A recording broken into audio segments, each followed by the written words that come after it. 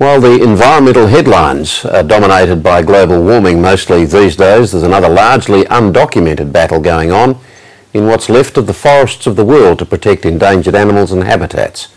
And the front line of this war is largely occupied by park rangers, often putting their lives at risk searching out illegal traps set by poachers, or in war-torn countries dodging bullets from rebel fighters.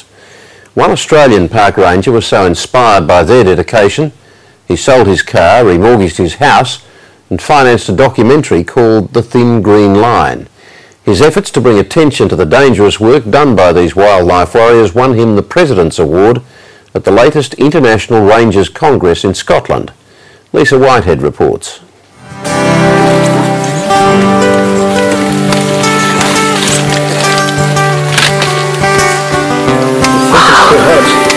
Half the world's surviving mountain gorillas live in Uganda's Bwindi National Park, close to the Congo border. Tourists pay handsomely for the privilege of spending an hour with these magnificent primates.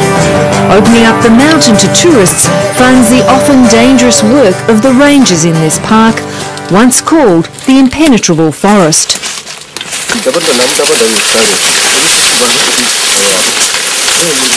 They do anti-poaching patrols for up to 7 days.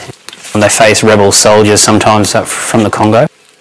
Australian park ranger Sean Wilmore filmed this foot patrol in the Bwindi National Park, accompanying rangers on a search and destroy mission, looking for illegal traps set by animal poachers.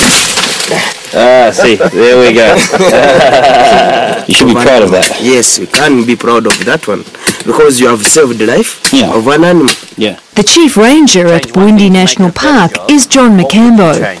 He's witnessed one of his rangers being killed in front of his eyes by rebel soldiers. He gets paid a pittance for his work. He's looking after 350 of the 700 mountain gorillas left in the world. Doesn't complain.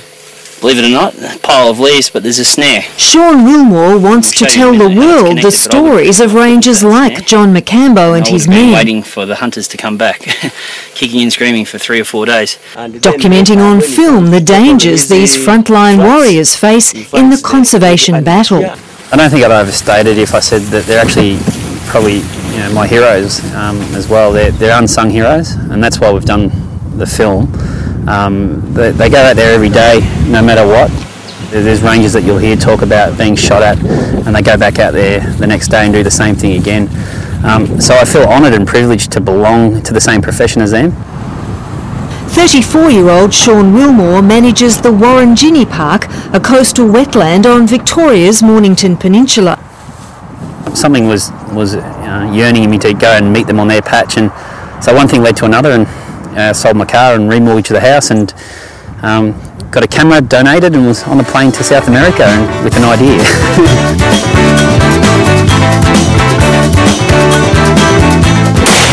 Armed with just that idea, little money and no filmmaking experience, Sean Wilmore set out on a journey that took him on horse patrol high in the Andes in Argentina and to Chile, where he was often mistaken for that other Australian wildlife warrior, Steve Irwin.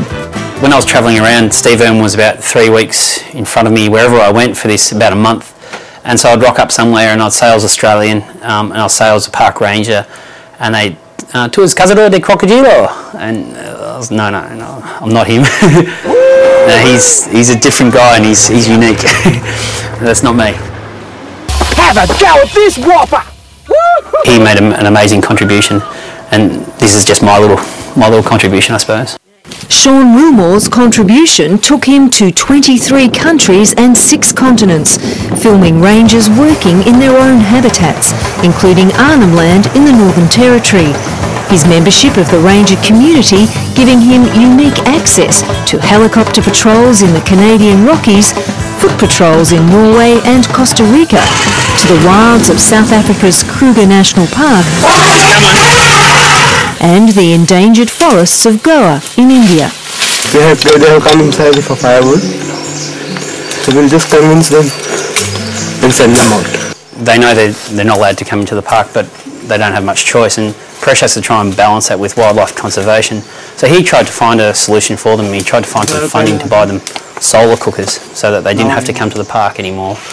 But you could see the emotion in his face. He was saying that if they come back again and again and again, this forest will be gone, just like the other forests they've already cleared.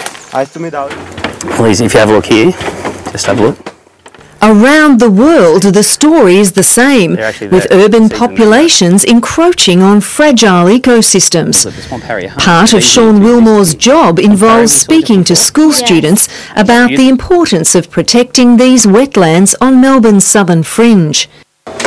But now he's hoping to speak to a much wider audience with the world premiere of his International Ranger documentary, The Thin Green Line, planned for July.